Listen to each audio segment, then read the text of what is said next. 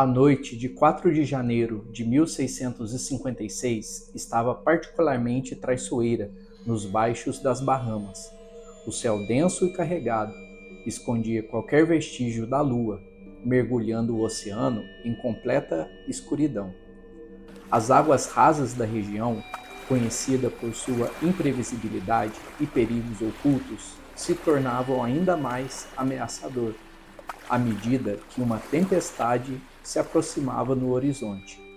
À frente de uma frota de 22 embarcações, o Nuestras Senhoras de las Maravillas, um imponente galeão espanhol, singrava as águas carregado com um tesouro incalculável. Ouro, prata e pedras preciosas extraídas das colônias espanholas na América do Sul e Central. Seu capitão, consciente dos riscos que aqueles mares traiçoeiros representavam, decidiu alertar os comandantes dos outros navios sobre a necessidade de navegação cautelosa. Mas sem previsibilidade e com comunicação entre as embarcações limitada, ele tomou uma decisão que mudaria o destino de sua nau. Ordenou que um dos canhões disparasse um tiro para que o estrondo ecoasse pelo mar e servisse de alerta. Porém, o som do disparo foi interpretado de forma completamente errada pelos outros navios da frota. Com piratas infestando o Caribe naquela época, os comandantes entraram em pânico, acreditando que o Maravilhas estava sob ataque. O caos tomou conta da flotilha. Tiros começaram a ser disparados ao acaso, manobras bruscas foram executadas, e no meio da confusão, um dos navios colidiu violentamente contra o próprio Maravilhas. O impacto foi devastador, e a água começou a invadir o galeão. A tragédia estava selada. O choque entre as embarcações foi brutal. O casco do Nuestra Senhora de las Maravillas, ferido de morte, começou a ceder rapidamente à força do mar. A água entrava pelas frestas abertas pelo impacto, inundando os compartimentos inferiores. O pânico tomou conta da tripulação. Alguns marinheiros tentavam estancar a entrada de água.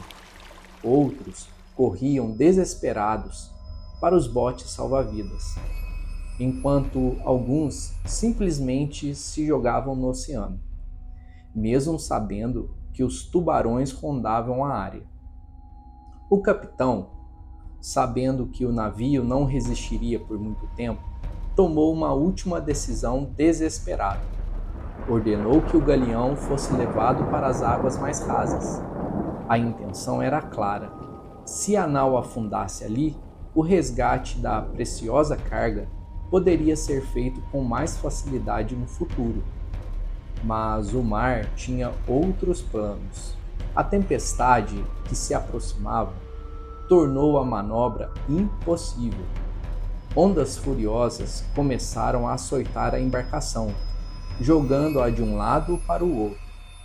A estrutura já fragilizada não resistiu. O Maravilhas se partiu em dois. A proa afundou primeiro, arrastando consigo dezenas de marinheiros para as profundezas. A popa, no entanto, foi arrastada pelos ventos, para longe, desaparecendo na escuridão da noite. Ao amanhecer, apenas 45 dos 650 tripulantes haviam sobrevivido, resgatados por um dos navios da frota. O local do naufrágio foi marcado com uma boia, na esperança de que as riquezas fossem recuperadas. Mas a parte valiosa do tesouro e sua localização exata continua sendo um mistério por séculos. Entre os poucos sobreviventes do naufrágio do Nuestra Senhora de las Maravillas, havia um homem cujo destino parecia entrelaçado às tragédias do mar. O padre Diego Rivadeneira, como era comum na época, ele viajava a bordo para dar conforto espiritual à tripulação, mas jamais poderia imaginar que escaparia da morte 2 vezes em um curto intervalo de tempo. Pouco antes de embarcar no Maravilhas, o padre havia sido testemunha de outro naufrágio trágico, o do galeão Capitana, que afundou na costa do atual Equador, carregado de ouro e riquezas. Sobreviventes de ambas as tragédias, ele registrou seus relatos em um diário bem detalhado.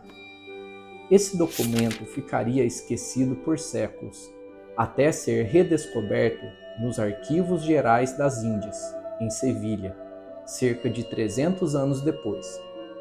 A importância do diário não estava apenas no relato das tragédias, mas também nas pistas sobre a localização dos destroços.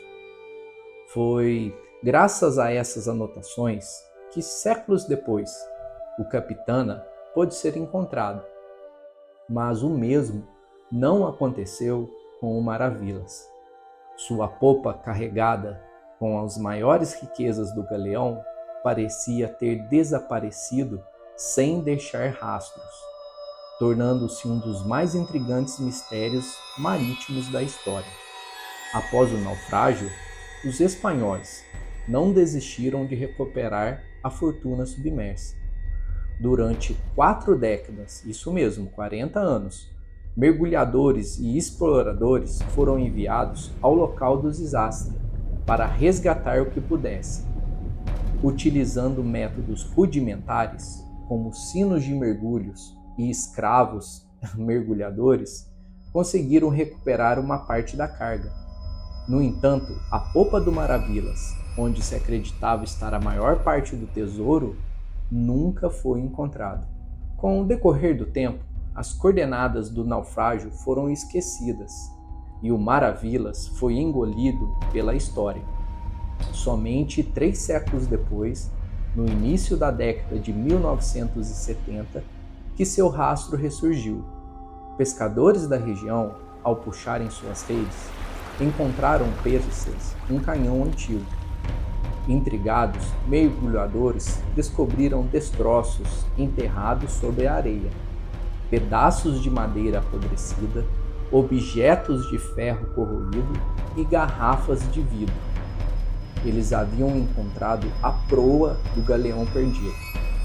A descoberta atraiu a atenção do famoso caçador de tesouros americano Robert Marks, que conseguiu permissão para explorar o local. No entanto, sua relação com o governo das Bahamas logo se deteriorou. Disputas sobre a posse dos artefatos recuperados e suspeitas de contrabando levaram as autoridades a proibir novas expedições, interrompendo a busca pela popa desaparecida. Outro explorador foi chamado e, com o uso de tecnologia avançada, conseguiu retirar moedas de ouro, esmeraldas e peças muito valiosas do fundo do mar. Mas todos os achados vinham apenas da proa do galeão. A parte mais valiosa do naufrágio, assim como o maior segredo do Maravilhas, permanecia oculta. Com o bloqueio imposto pelo governo das Bahamas a novas expedições, a busca pela popa do Nuestra Senhora de las Maravilhas ficou totalmente estagnada. No entanto, muitas teorias surgiram sobre o destino dessa parte desaparecida do galeão. Uma das hipóteses mais aceitas é que, aquela noite de tempestade, a popa tenha sido arrastada bem para longe, pelos ventos e correntes, desintegrando-se ao longo dos séculos. Isso explicaria por que nenhum explorador conseguiu localizar um local específico, como, por exemplo, uma grande concentração de tesouros. Em vez disso, as riquezas poderiam estar espalhadas por uma vasta área, enterradas sob camadas de areia e coral. Mas essa não é a única teoria.